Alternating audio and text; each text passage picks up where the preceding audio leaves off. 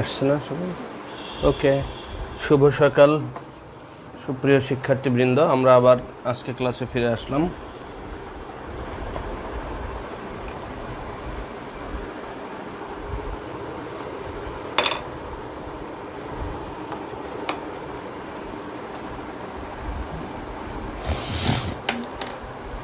আমরা গত ক্লাসে কার্নো চক্র নিয়ে কথা বলেছিলাম।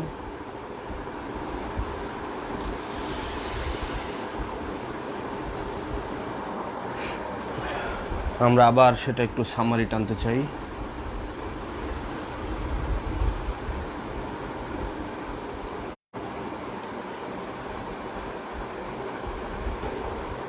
সবাই খেয়াল করো, প্রথম ধাপে উৎসের উপর বসাইছিলা, এটা ছিল প্রথম ধাপের অংশ। আয়তন বেড়েছিল, চাপ কমেছিল। প্রথম ধাপ আমরা নাম দিয়েছিলাম সমুষ্ণ প্রসারণ। এক্ষেত্রে যেহেতু গ্যাসের আয়তন বাড়ছে, চাপ কমছে, তাহলে এক্ষেত্রে কাজ হবে W1 সমান AB। এখান থেকে দুইটা লম্ব টেনে দাও।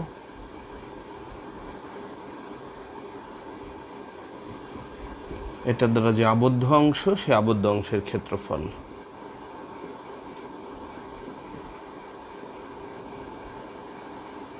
আমরা যেটা বলছিলাম, উৎস থেকে গ্যাস ভর্তি যে সিলিন্ডার ছিল, Q1 তাপ শোষণ করেছিল এবং উৎসের তাপমাত্রা সমান হয়ে গিয়েছিল, গ্যাস গরম হয়ে গিয়েছিল। এই জন্য আমরা বলেছি প্রসারণ। দ্বিতীয় ধাপে আমরা অন্তরক আসনের উপর বসাইছিলাম এবং তার আয়তন আরও বেড়েছিল C বিন্দু পর্যন্ত। তাহলে দ্বিতীয় ধাপটাকে আমরা বলেছিলাম, যেহেতু অন্তরক আসনে বসানো, রুদ্ধতাপীয় প্রসারণ। এক্ষেত্রে কাজ যদি বের করতে চাও, এখান থেকে আরেকটা লম্ব টেনে দাও, M BC MP এর ক্ষেত্রফল। যারা আজকে প্রথম ক্লাসে জয়েন করলা,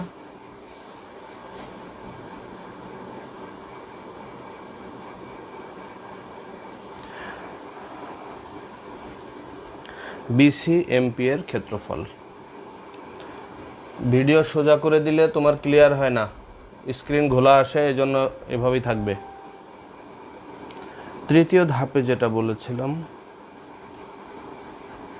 তৃতীয় ধাপটা হলো সমষ্ণ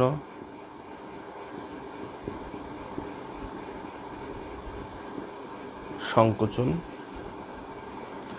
অর্থাৎ এখান থেকে তুমি যখন তাপগ্রাহকের উপর বসাইছিলা, গ্যাস কি করেছিল, তাপগ্রাহকে তাপ ছেড়ে দিয়েছিল, গ্যাস ঠান্ডা হয়েছিল, ফলে গ্যাসের সংকোচন হয়েছিল। সংকোচন হলে আয়তন কমবে, চাপ বাড়বে। তাহলে গ্রাফটা এখান থেকে ব্যাক করবে CD। তাহলে এখান থেকে আরেকটা লম্ব টেনে দাও, N। তাহলে এক্ষেত্রে সম্পাদিত কাজ হবে W3। এটা নেগেটিভ কাজ হবে, আয়তন কমেছে, C সিডি এনএম এর ক্ষেত্রফল।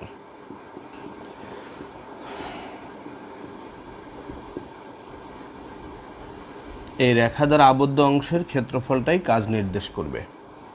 চতুর্থ ধাপে যেটা বলেছিলাম,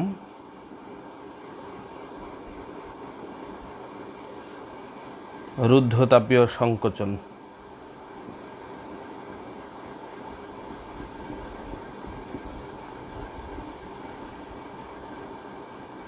তাহলে উৎস থেকে অন্তরকাশন, অন্তরকাশন থেকে গ্রাহক, গ্রাহক থেকে আবার অন্তরকাশন, তাহলে গ্যাস ঠান্ডা হবে। এক্ষেত্রে কাজ, গ্যাস একবারে প্রাথমিক পর্যায়ে ফিরে যাবে।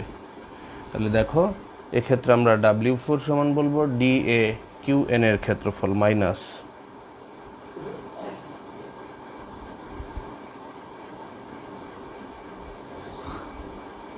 ক্ষেত্রফল। তাহলে দেখো তো, সমষ্ণ প্রসারণ, রুদ্ধতাপীয় প্রসারণ, সমষ্ণ সংকোচন এবং রুদ্ধতাপীয় সংকোচন, এই চারটি প্রক্রিয়া সম্পন্ন করার মাধ্যমে এই ইঞ্জিনটি যেই পূর্ণ চক্র সম্পন্ন করে তাকে আমরা বলি কার্নোচক্র। কার্নোচক্রের সংজ্ঞাটা তোমাদের জন্য ইম্পর্টেন্ট। কার্নোচক্র কাকে বলে, সংজ্ঞাটা এই গ্রাফ থেকে তোমরা দিয়ে দিবা।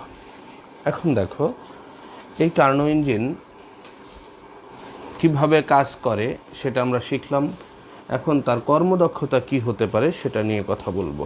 তাহলে লেখো কর্মদক্ষতার রাশিমালা।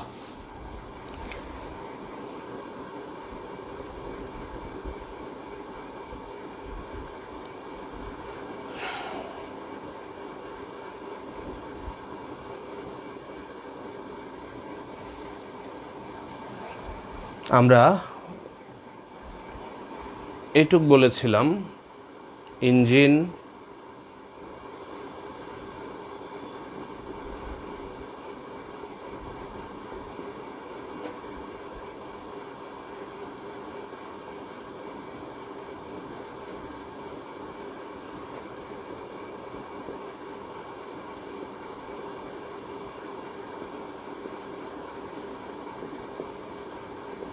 T1 তাপমাত্রার উৎস হতে Q1 তাপ শোষণ করে এবং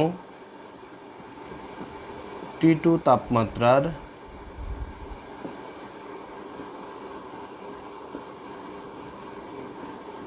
গ্রাহকে Q2 তাপ বর্জন করে। তোমরা গতকালকে এই থিওরিটুকু জেনেছিলা যে একটা উৎস ছিল যার তাপমাত্রা ছিল T1 এবং সেই T1 তাপমাত্রার উৎস থেকে Q1 তাপ শোষণ করেছিল, T2 তাপমাত্রার তাপ গ্রাহকে Q2 তাপ বর্জন করেছিল। এখান থেকে দেখো, কাজে পরিণত তাপ শক্তি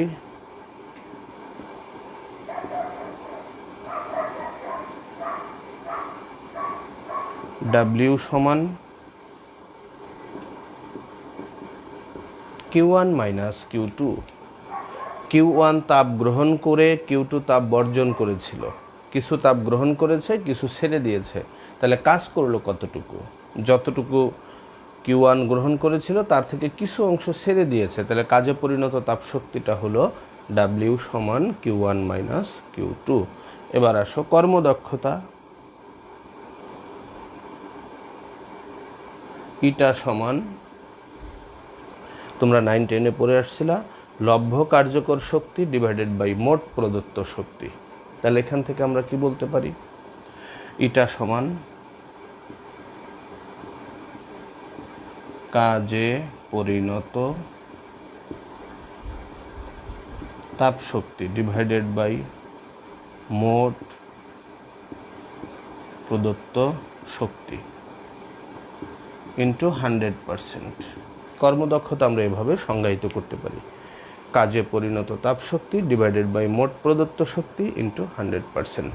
তুমি দেখো, কাজে পরিণত তাপ শক্তিটাকে তুমি W ধরেছ, মোট প্রদত্ত অর্থাৎ ইঞ্জিন কতটুকু তাপ শক্তি শোষণ করেছে, কতটুকু এনার্জি নিয়েছে উৎস থেকে, তাহলে মানে Q1 ইন্টু 100%।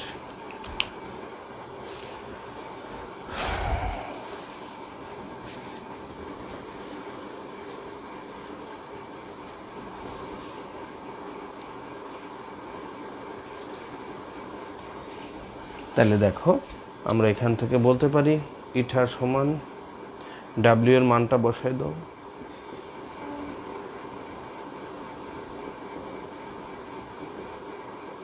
এগুলো কিন্তু সব ফর্মুলা, হ্যাঁ, আলাদা করে লিখে দাও।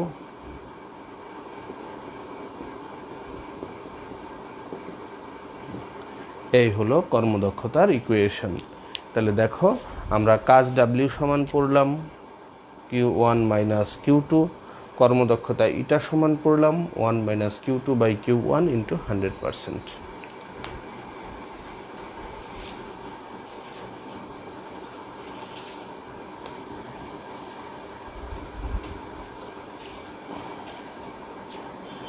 কিন্তু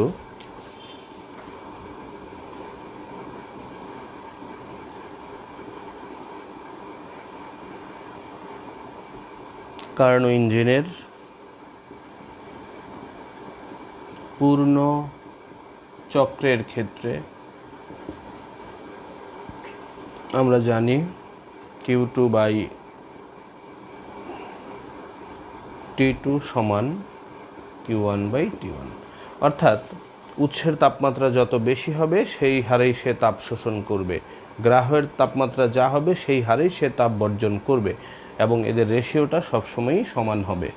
তাহলে আমি এখান থেকে আরেকটু লিখতে পারি Q2 বাই Q1 সমান T2 বাই T1। এই সূত্রটাও তুমি মনে রাখবা।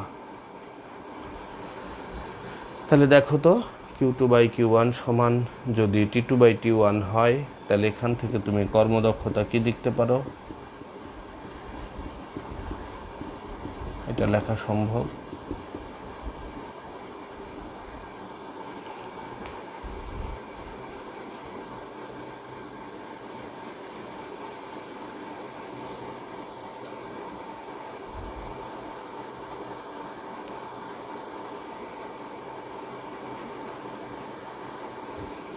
ওকে, তাহলে সূত্রগুলো তোমরা খাতায় সুন্দর করে এক জায়গায় লিখে রাখবে যাতে অঙ্ক করতে সুবিধা হয়। এই ছিল আমার কার্নো ইঞ্জিনের কথাবার্তা। এবার আসো আমরা কার্নো ইঞ্জিনের অঙ্ক দেখার চেষ্টা করি।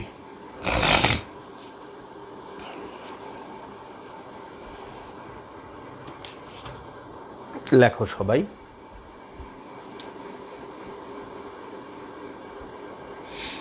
একটি কার্নো ইঞ্জিন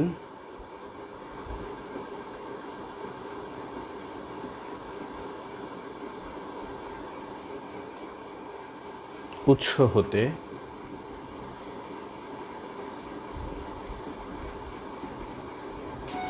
গৃহীত তাপের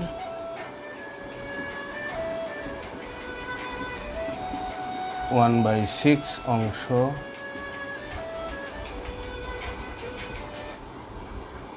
কাজে পরিণত করে।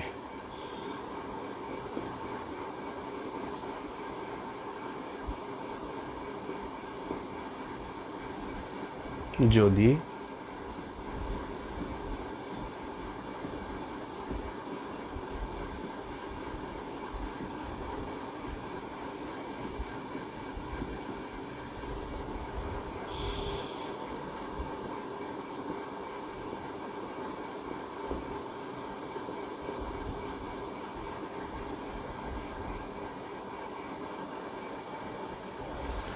গ্রাহকের তাপমাত্রা 50 কেলভিন কমানো হয়, তাহলে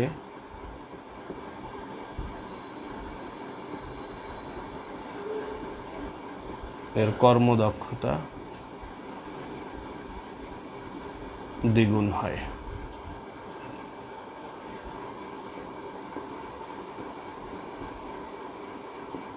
ইঞ্জিনটির উৎস ও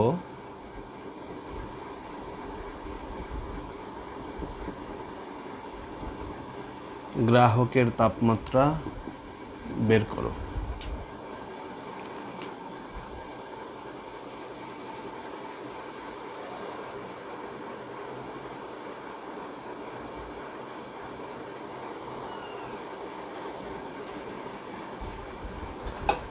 ফোন দিয়েছিল, কথা তো বাড়তে শুনে। উৎস ও গ্রাহকের তাপমাত্রা বের করো।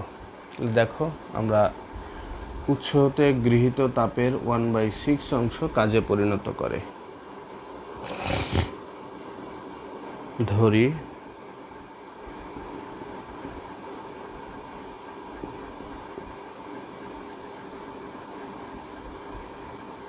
গৃহীত তাপ সমান Q1। উৎস হতে গৃহীত তাপ, তাহলে গৃহীত তাপকে ধরে নিয়েছো Q1।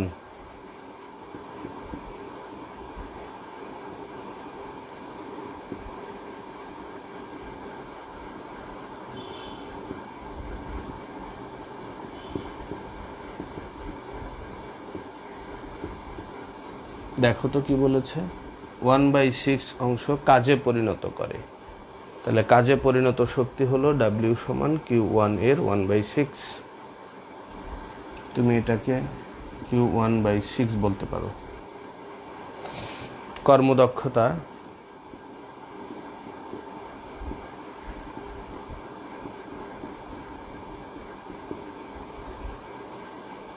প্রথম ক্ষেত্রে কর্মদক্ষতা ইটা সমান W/Q1 × 100%। মান বসিয়ে দাও, W এর মানটা বসিয়ে দাও।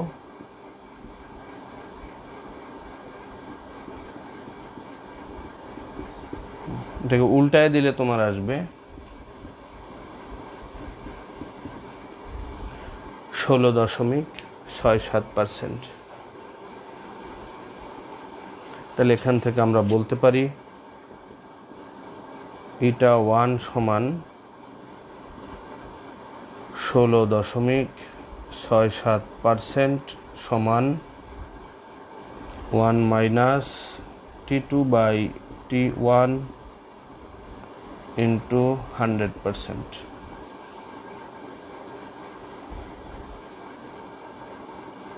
এটাকে 1 নং সমীকরণ দিয়ে দাও।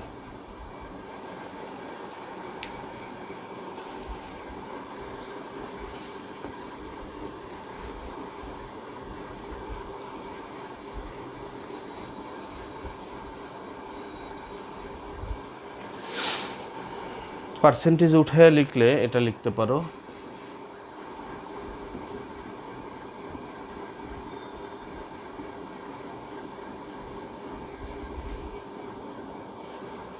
এবার আমরা দ্বিতীয় ক্ষেত্রে চলে যাই। দ্বিতীয় ক্ষেত্রে বলেছে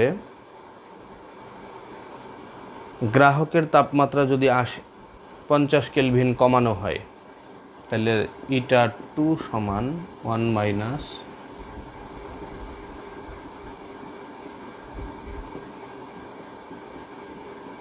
দেখো তো লেখা যায় কিনা।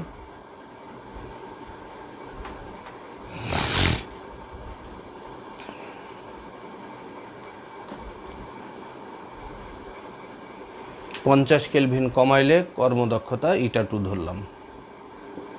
কর্মদক্ষতা এক্ষেত্রে দ্বিগুণ হবে, তাহলে আগে যেটা ছিল তার দ্বিগুণ, তাহলে 2η1।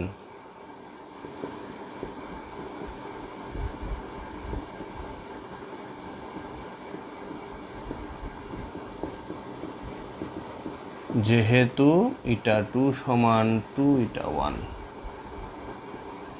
তাহলে 2 × η1 এটা গুণ করে দাও, 32.33%।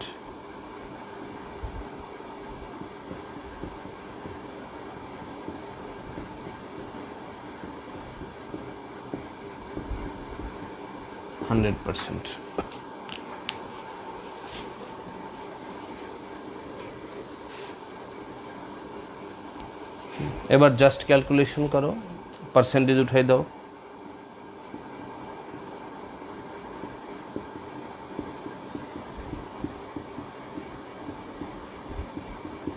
এইটুককে দেখো 1 - T2/T1, এইটুককে দেখো এটা লেখা যায়, এটাকে 2 নাম্বার দিয়ে দাও।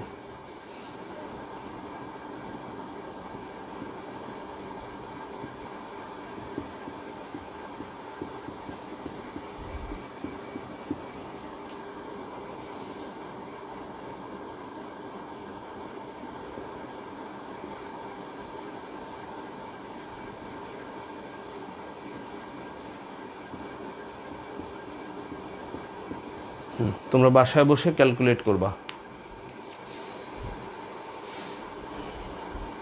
এবং ক্যালকুলেশন করে তোমরা এখান থেকে T1 এর মান বের করবা এত কেলভিন। T1 এর মানটা 2 বসায় দিবা, তাহলে T2 পাওয়া যাবে।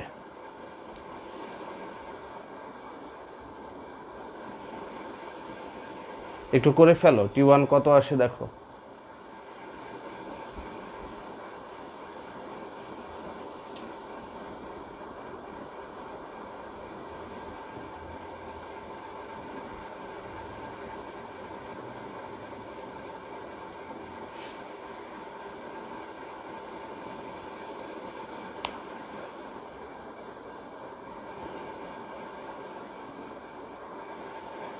বলো T1 কত আসছে? 319.28।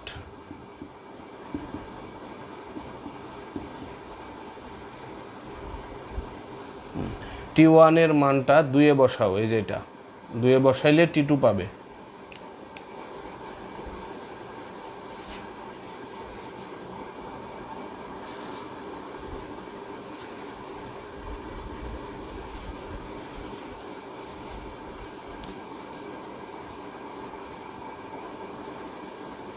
দুয়ে বসায় দাও।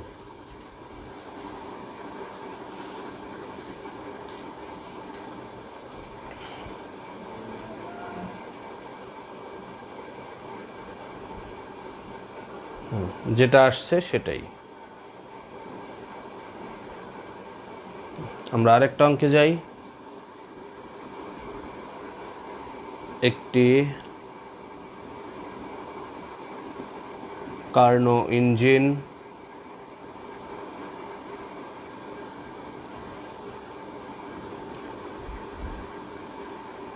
500 কেলভিন ও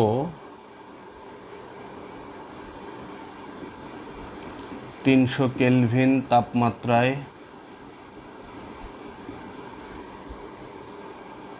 কার্যরত আছে।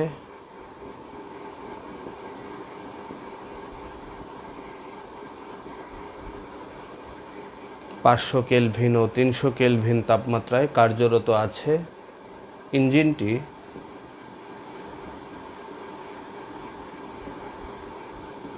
উৎস হতে 5000 জুল তাপশক্তি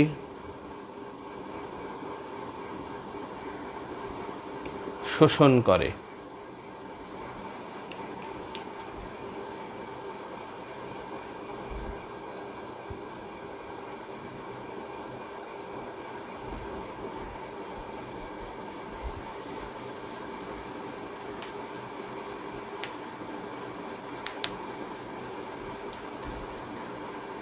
তাপশক্তি শোষণ করে লিখেছ? 1 নাম্বার দিয়ে লেখো।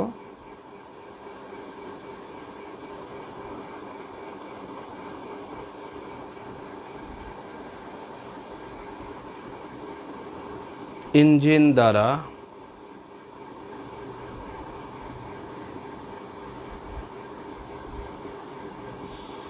সম্পাদিত কাজ বের করে এর কর্মদক্ষতা নির্ণয় করো।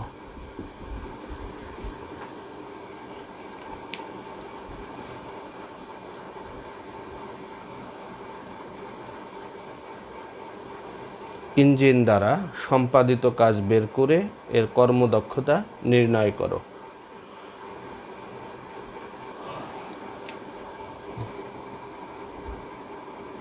আমরা এই অঙ্কটার সলিউশনই করতে চাই। দেখো 500 কেলভিন আর 300 কেলভিনে সে এফেক্টিভ আছে, তাহলে আমরা বলতে পারি বড় যেটা সেটা উৎসের তাপমাত্রা।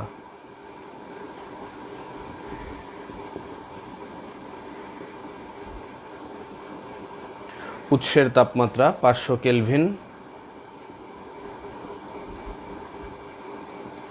গ্রাহকের তাপমাত্রা T2 সমান 300 কেলভিন। আগে তুমি কাজ বের করবা, আর গৃহীত তাপ 5000 জুল।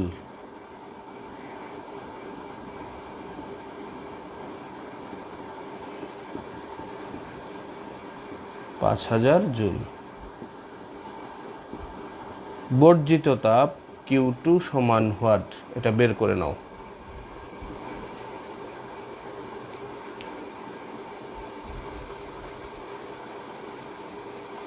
তাহলে দেখো আমরা এখান থেকে জানি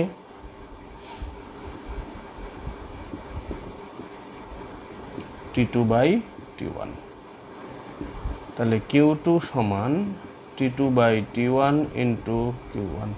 ক্যালকুলেটর হাতে নিয়ে রেজাল্ট বলো।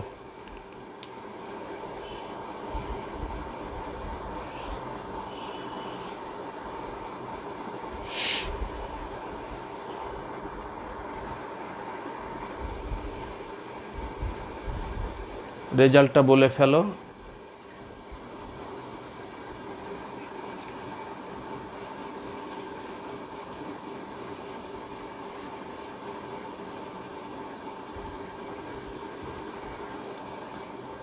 তাহলে কাজে পরিণত 3000 জুল।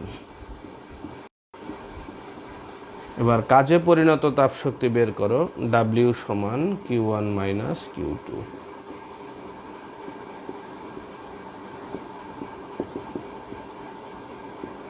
2000 জুল।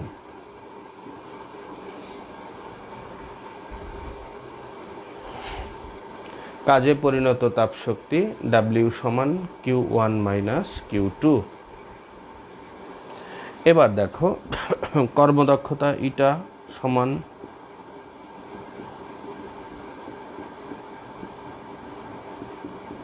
এটা কত আসে বলো তো? 40%। T2 হলো 300, T1 হলো 500।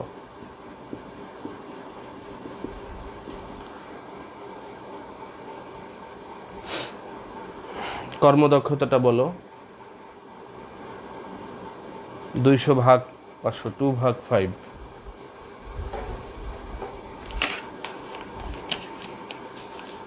40%।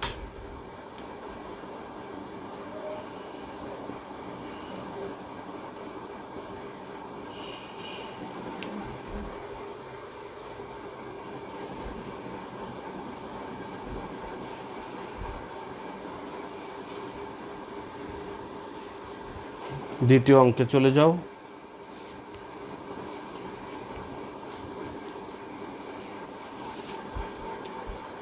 দুই নাম্বার,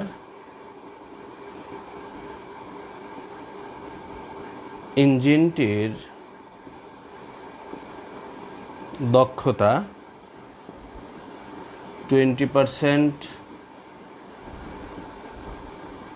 বৃদ্ধি করা হলে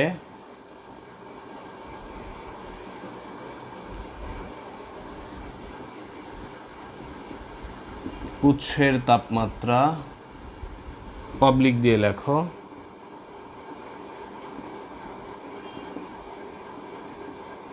গ্রাহকের তাপমাত্রার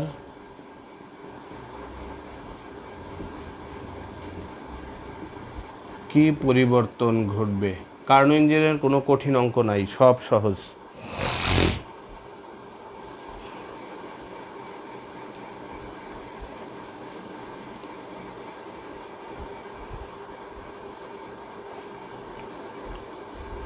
ফাহিম হাসান, তোমার ফোন নাম্বারটা একটু দিয়ে দিও। ফাহিম হাসানের ফোন নাম্বারটা আমার লাগবে, ফোন নাম্বারটা দিয়ে দিও। আচ্ছা দেখো, আমি দুইটা অঙ্ক বলছি, একটা হলো উৎসের তাপমাত্রার কি পরিবর্তন ঘটাবে, আর একটা হলো গ্রাহকের তাপমাত্রার কি পরিবর্তন ঘটাবে। তুমি দক্ষতা 20% বাড়াইছো, তাহলে আমরা এখানে বলতে পারি ইটা সমান, আগে ছিল 40%, 60%।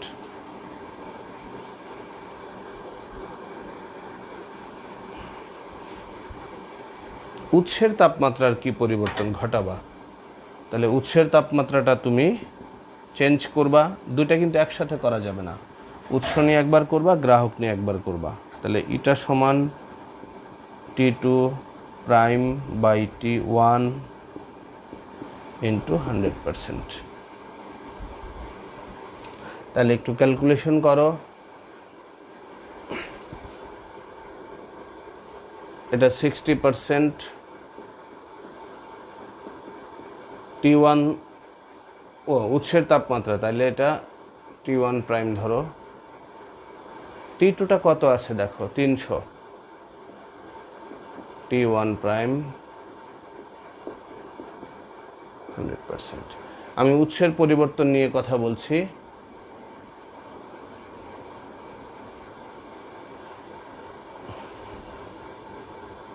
(0.6 = 1 - 300 ভাগ T1 প্রাইম। পার্সেন্টেজ উঠাই দাও। এখান থেকে T1 প্রাইমটা কত আসে দেখো, T1 প্রাইমটা বের করো।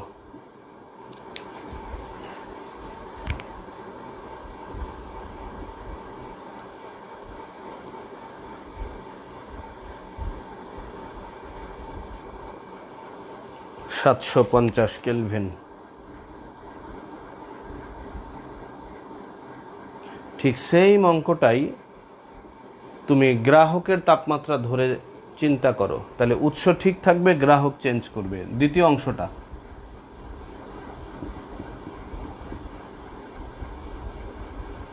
T2 prime by T1।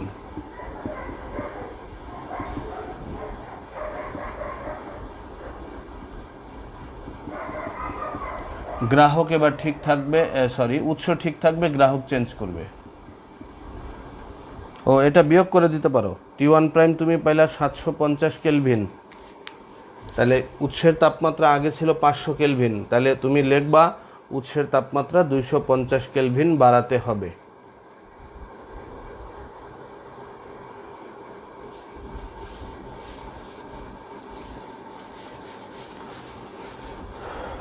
T1 হলো 500।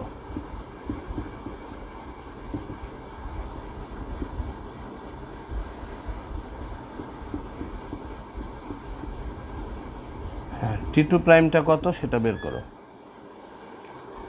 200 কেলভিন। তাহলে দেখো, তুমি গ্রাহকের তাপমাত্রা আগে ছিল 300 কেলভিন, এখন হলো 200 কেলভিন, তাহলে লিখবা গ্রাহকের তাপমাত্রা কমাতে হবে, উৎসের তাপমাত্রা বাড়াতে হবে, গ্রাহকের তাপমাত্রা কমাতে হবে।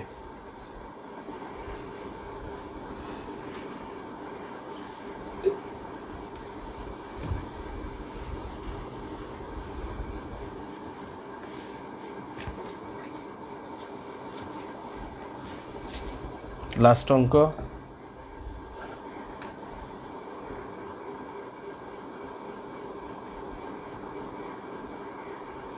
ইঞ্জিনটির দক্ষতা বৃদ্ধিকল্পে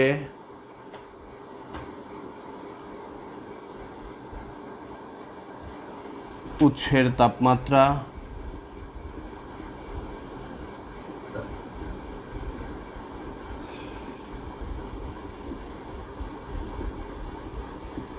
সমপরিমাণ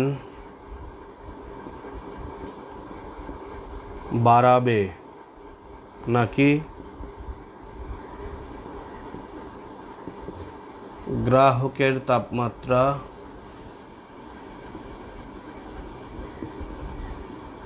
সমপরিমাণ কমাবে?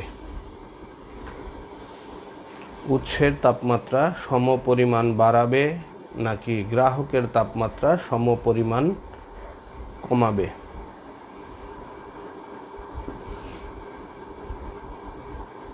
গাণিতিকভাবে যাচাই করো।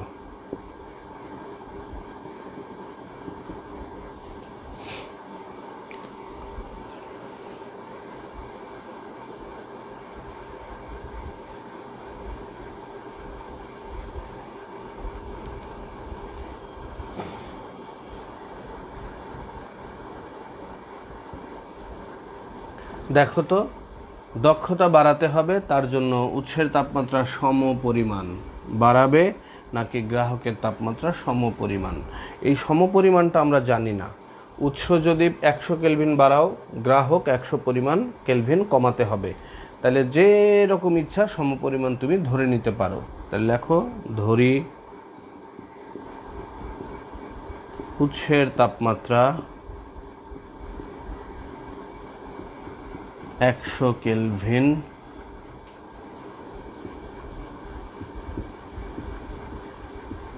বাড়াতে হবে।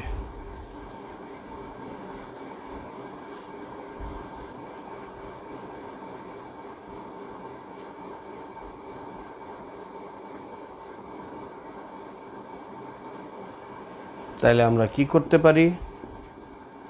T1 সমান 500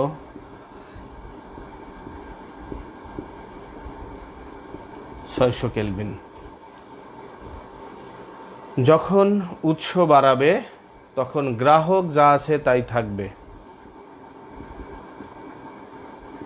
এবার কর্মদক্ষতা বের করো।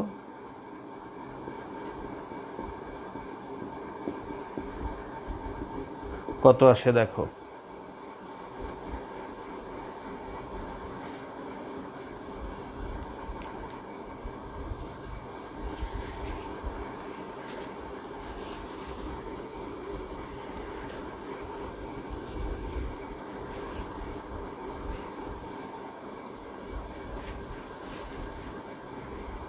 কর্মদক্ষতাটা বের করে ফেলো, এত পার্সেন্ট। 50। দ্বিতীয় স্টেপে যাও। আবার ধরি গ্রাহকের তাপমাত্রা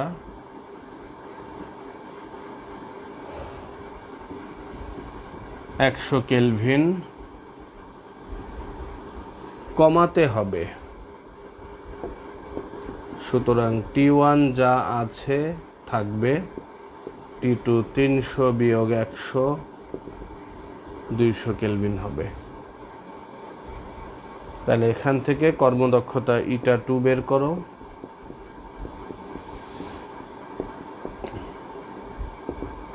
কত আসে দেখো।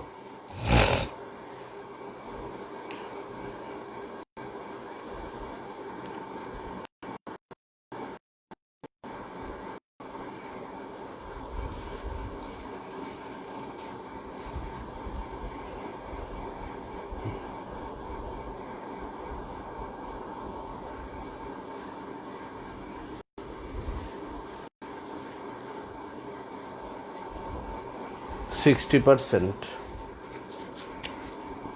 তাহলে দেখো তো, তুমি উৎসের তাপমাত্রা বাড়াইয়া পাইলা 50% আর গ্রাহকের তাপমাত্রা কমিয়ে পাইলা 60%।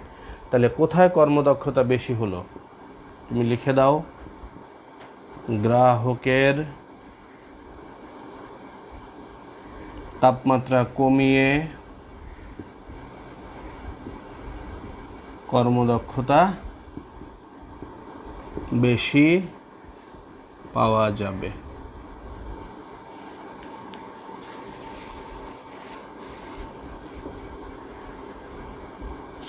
একটা অনুধাবনমূলক কোশ্চেন অনেক সময় আসে।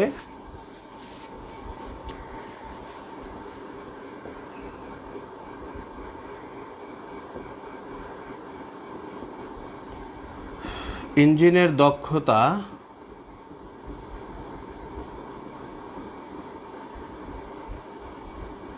কখনো 100% হতে পারে না, ব্যাখ্যা করো। ইঞ্জিনের দক্ষতা কখনোই 100% হতে পারবে না, ব্যাখ্যা করতে বলছে। কিভাবে এটা সলভ করবা?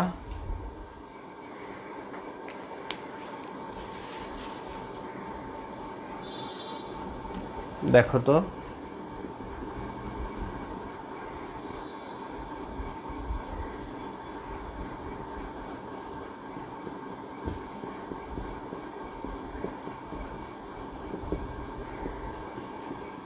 যদি 100% বসাই দাও,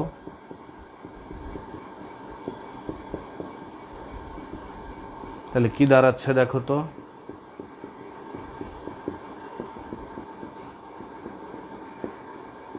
ইজ ইট পসিবল? 100% বসায় দাও, বসায় দিলে আমরা লিখতে পারি T2/T1 সমান 0। কিন্তু আমরা অলরেডি জানি এখানে T2/T1 এর মানটা অবশ্যই 1-এর চেয়ে কম হবে। কেন? কারণ T2 ছোট, T1 বড়, কখনোই 0 হওয়া সম্ভব নয়, যা অসম্ভব। আর এই কারণেই আমরা বলতে পারবো ইঞ্জিনের দক্ষতা 100% হতে পারবে না।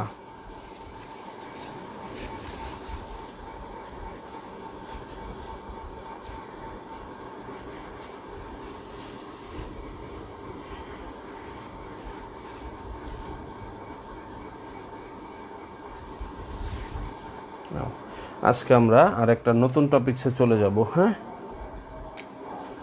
রেডি?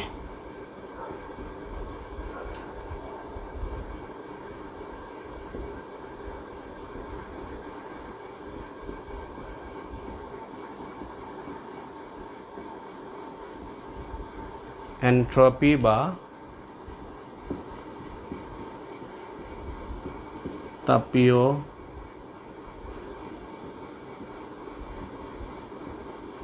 বিশৃঙ্খলা।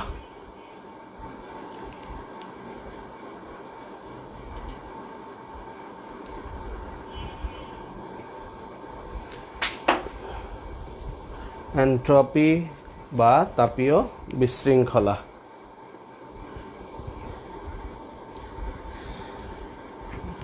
আমি এই এনট্রপির কথাটা বলার আগে কিছু উদাহরণ তোমাদেরকে দিতে চাই। আমাদের এই পৃথিবীতে, আমাদের এই বিশ্ব বলো, আমাদের কান্ট্রি বলো, সারা পৃথিবীর কথা যদি বলো, দিন দিন কার্বন ডাই অক্সাইডের পরিমাণ বেড়ে যাচ্ছে। আর এই কার্বন ডাই অক্সাইডের পরিমাণ দিন দিন বেড়ে যাওয়ার কারণে আমাদের এই ভূপৃষ্ঠের বা বায়ুমণ্ডলের যে তাপমাত্রা আছে, সেই তাপমাত্রা আস্তে আস্তে বৃদ্ধি পাচ্ছে। তোমরা গ্লোবাল ওয়ার্মিং নিয়ে অনেক ভালো ভালো তথ্য জানো, তাই না? তাহলে পৃথিবীর তাপমাত্রা যদি এভাবে দিন দিন বাড়তে থাকে, আমাদের এমন একটা সময় এসে দাঁড়াবে যখন পৃথিবীর সকল বস্তুর তাপমাত্রা একই হয়ে যাবে। আর যখন পৃথিবীর সকল বস্তুর তাপমাত্রা এক হয়ে যাবে, তখন গরম ঠান্ডা বা গরম বস্তু ঠান্ডা বস্তু বলতে কোনো কিছু থাকবে না। তখন আমরা এই তাপশক্তির রূপান্তর ঘটাইতে পারবো না, তাপশক্তি থেকে অন্য শক্তি তৈরি করতে পারবো না, তাপশক্তি দ্বারা কোনো কাজ করতে পারবো না। আর ওই অবস্থায় পৃথিবীর তাপীয় বিশৃঙ্খলা সর্বোচ্চ মাত্রায় অবস্থান করবে। আর এই তাপীয় বিশৃঙ্খলা যখন সর্বোচ্চ মাত্রায় থাকবে, তখন এনট্রপিও সর্বোচ্চ মাত্রায় থাকবে। আর ওই অবস্থায় আমরা বলে থাকি death of heat. Death of heat অর্থাৎ জগতের তাপীয় মৃত্যু ঘটবে। তাহলে আমরা এই এনট্রপি কিভাবে বের করব, এনট্রপির ক্যালকুলেশনগুলো কিভাবে বের করব, আমরা সেটা এখন একটু দেখব। তাহলে লেখো, কোনো সিস্টেমের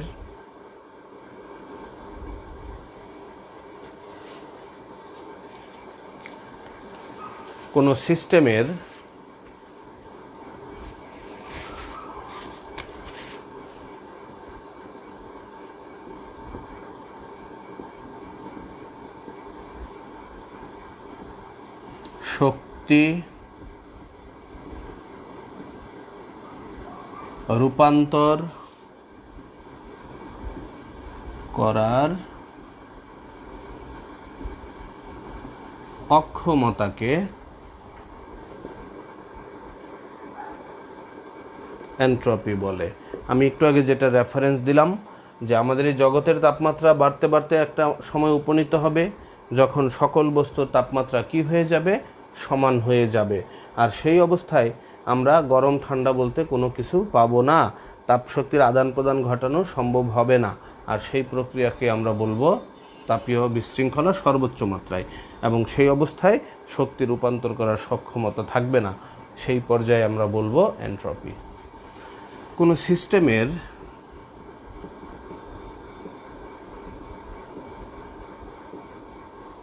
তাপমাত্রা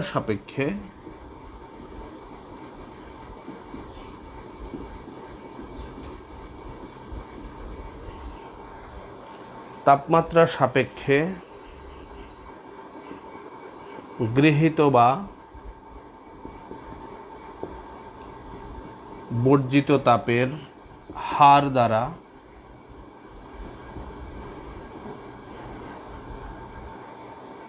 তাপমাত্রা সাপেক্ষে গৃহীত বা বর্জিত তাপের হার দ্বারা এনট্রপি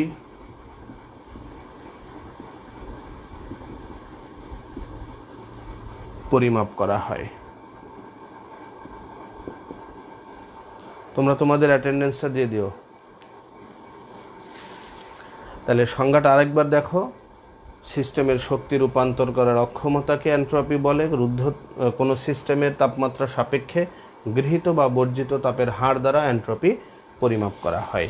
তাহলে দেখো, একটা বস্তু বা একটা সিস্টেম কী তো পরিমাণ তাপ গ্রহণ করবে বা কী পরিমাণ তাপ বর্জন করবে তা নির্ভর করে ওই সিস্টেমের তাপমাত্রার উপর। একটা সিস্টেমের তাপমাত্রা যদি অনেক বেশি হয়, সে বেশি তাপ বর্জন করবে। তাপমাত্রা যদি অনেক কম হয়, সে কি করবে? অনেক কম তাপমাত্রা, তাহলে সে কি করবে? কম তাপ কি করবে? বর্জন করবে। তাহলে এই যে আমরা বলছি যে তাপ গ্রহণ করা বা বর্জন করা, এটা মূলত ডিপেন্ড করছে ওই বস্তুটার তাপমাত্রার উপর। তাহলে দেখো, এনট্রপির পরিবর্তন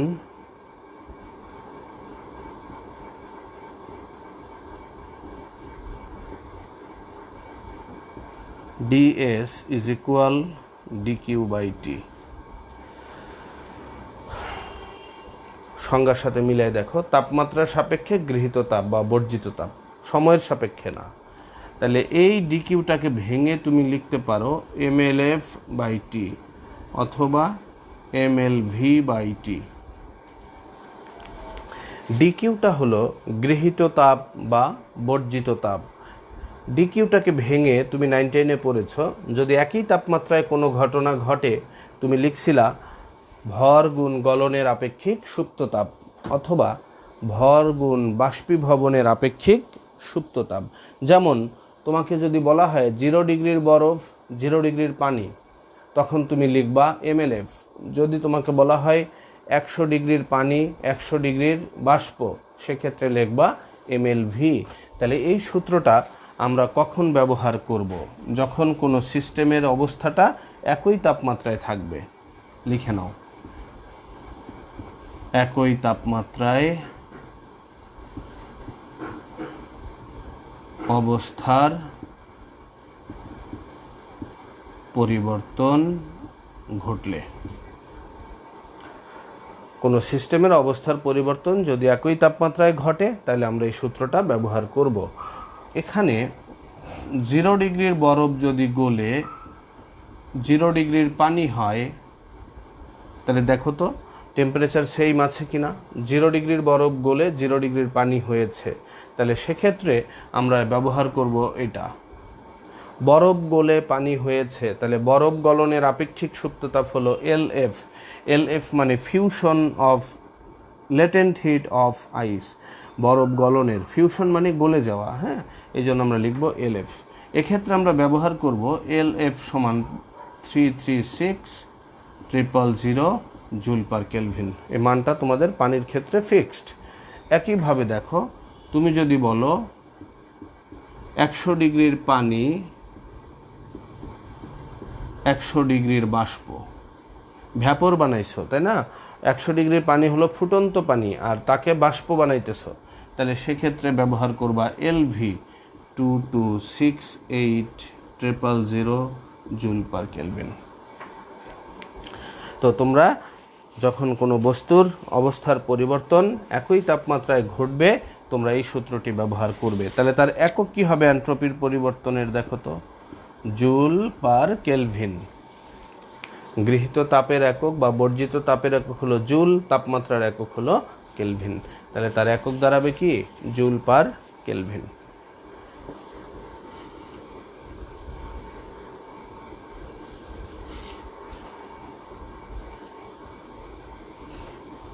অবস্থার পরিবর্তন একই তাপমাত্রায় ঘটলে এগুলা লিখলা। এখন অবস্থার পরিবর্তন যদি ভিন্ন তাপমাত্রায় ঘটে, তাহলে কি করবা?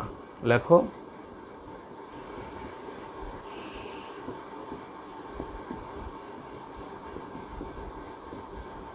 অবস্থার পরিবর্তন ভিন্ন তাপমাত্রায় ঘটলে।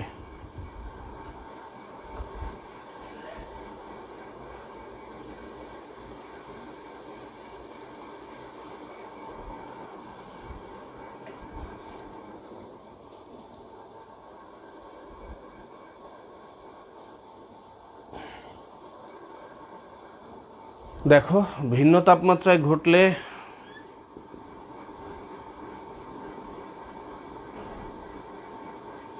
ইন্টিগ্রেশন ব্যবহার করে তার মধ্যে লিমিট বসাবা। যেহেতু তাপমাত্রা ভিন্ন, তাহলে T1 থেকে T2 এর মধ্যে পরিবর্তন ঘটছে। তাহলে দেখো এটাকে কি লেখা যায়, dq এবার ভিন্ন তাপমাত্রা, তাহলে লিখবা ms dt/t। এবার আর mlf অথবা mlv লেখা যাবে না। mlf অথবা mlv হলো একই তাপমাত্রা হলে। তাহলে এখানে তুমি ms-টাকে বাইরে নিয়ে যাও, dt/t T1 থেকে T2।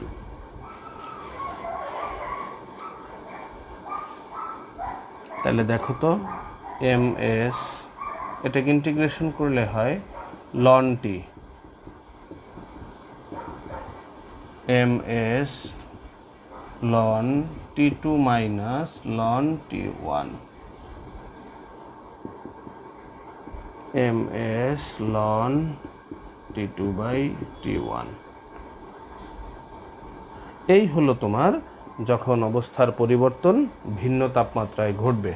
আবারও বলতে চাই, ডিকিউটাকে ভেঙে লিখবা ms dt। তোমরা পড়ছিল না 9-10-এ? দেখো, একবার লিখছিলা ভর গুণ গলনের আপেক্ষিক সুপ্ত তাপ, আর একবার লিখছিলা কি ভর গুণ আপেক্ষিক তাপ গুণ তাপমাত্রার পার্থক্য। তাহলে যেহেতু এখানে তাপমাত্রার পার্থক্য আছে, এই জন্য লিখতে হবে ms dt। ms-টাকে বাইরে আনবা, dt/t কে ইন্টিগ্রেশন করলে হয় ln t, লিমিট বসাইলে হবে ln T2 minus ln T1। দেন আমরা বলতে পারি ds is equal ms ln T2/T1 joule per kelvin. এটা হলো ভিন্ন তাপমাত্রায় হলে ইন্টিগ্রেশন ব্যবহার করে এটা পাবে।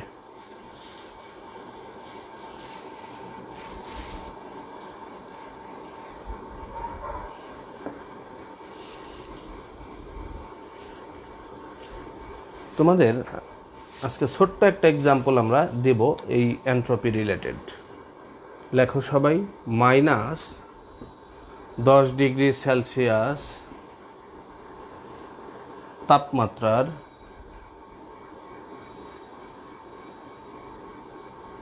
0.5 কেজি বরফকে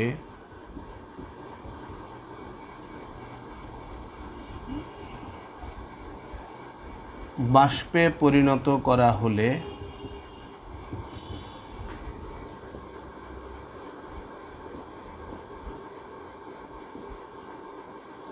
এন্ট্রপির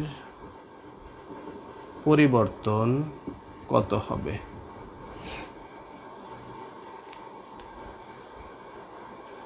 -10°C তাপমাত্রার 0.5 কেজি বরফকে বাষ্পে পরিণত করা হলে এন্ট্রপির পরিবর্তন কত হবে? তোমরা এগুলো 9-10-এ করেছ। -10° থেকে যদি বাষ্পে যেতে হয়, তোমার কতগুলো ধাপ মেনটেন করে যেতে হবে। যেমন ধরো, আমি প্রথম ধাপটার কথাই বলি, তাহলে কি হবে, -10°C তাপমাত্রার বরফ, প্রথমে 0° বরফ হবে, 0°C তাপমাত্রার বরফে পরিণত হতে, আমি লাইনটা একটু লিখেই দিই, -10°C তাপমাত্রার বরফ 0°C তাপমাত্রার বরফে পরিণত হতে এন্ট্রপির পরিবর্তন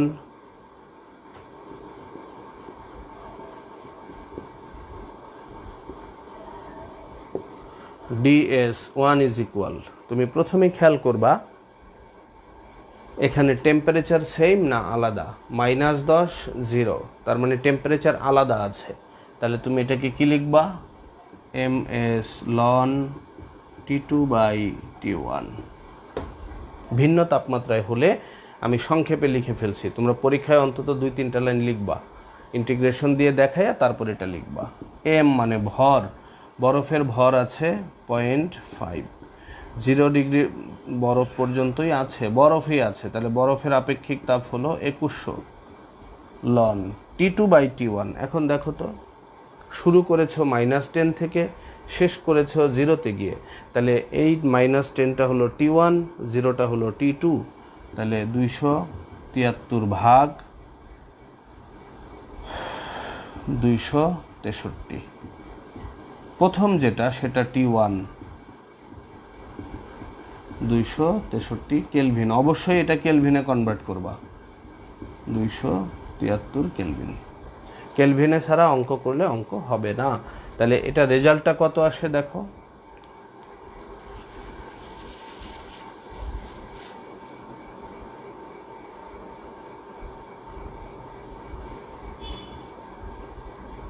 বের করে নিও।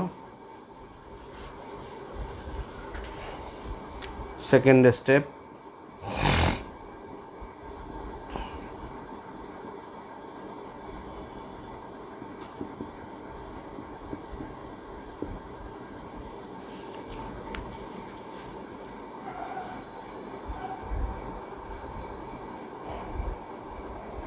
$39.183 জুল পার কেলভিন। এবার সেকেন্ড স্টেপে চলে যাও। 0 ডিগ্রি সেলসিয়াসের বরফ 0 ডিগ্রির পানিতে পরিণত হতে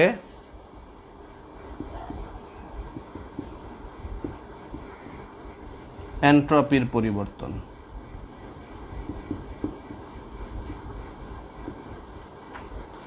DS2 সমান, তোমরা দেখো তো 0 0 একই টেম্পারেচার, জাস্ট বরফ গলে পানি হয়েছে, তাহলে হবে mLF/T। এম মানে বরফের ভর, LF তুমি জানো 336000, টি হলো 0 ডিগ্রি সেলসিয়াস, তার মানে 273 কেলভিন।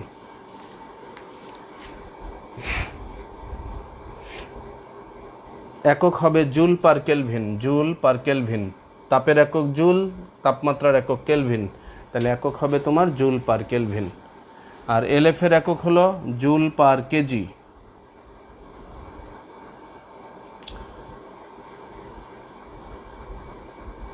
DS2 বের করে নাও।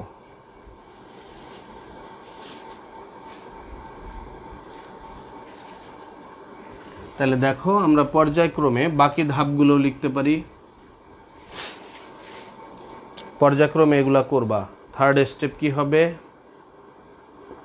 0 ডিগ্রির পানি কোথায় যাবে, 100 ডিগ্রির পানি হবে। বাংলা একটু লিখে নিও, 0 ডিগ্রি সেলসিয়াস তাপমাত্রার পানি 100 ডিগ্রি সেলসিয়াস তাপমাত্রার পানিতে পরিণত হতে এনট্রপির পরিবর্তন। আমি একবারে লিখে দিলাম, DS3 সমান MS ln T2/T1। ভিন্ন তাপমাত্রা আছে, তাহলে এম এর মান হলো তোমার 0.5, এস হলো 4200, পানি হয়ে গেছে, পানির আপেক্ষিক তাপ হলো 4200 লন T2 হলো 100, তার মানে 373, T1 হলো 0, 273। বাসায় রেজাল্ট বের করবা, জুল পার কেলভিন।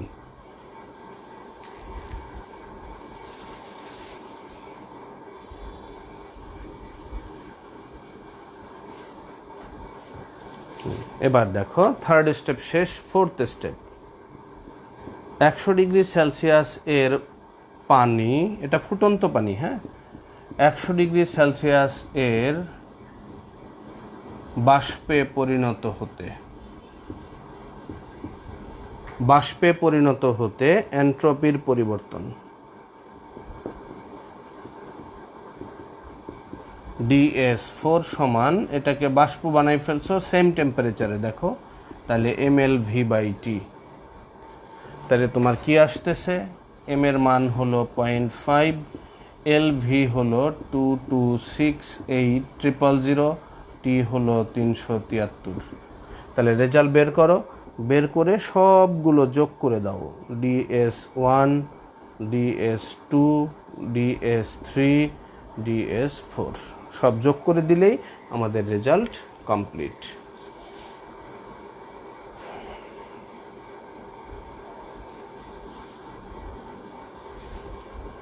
তো তোমরা বই থেকে এই ধরনের কোন পর্যন্ত বানাইলা? আমরা আগামী ক্লাসে আরও কিছু অঙ্ক করবো এন্ট্রপি রিলেটেড, আর একটু থিওরিও বাকি আছে।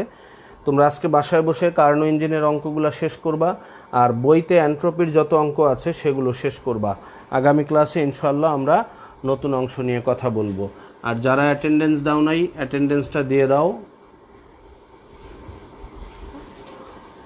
সেই পর্যন্ত সবাই ভালো থাকো।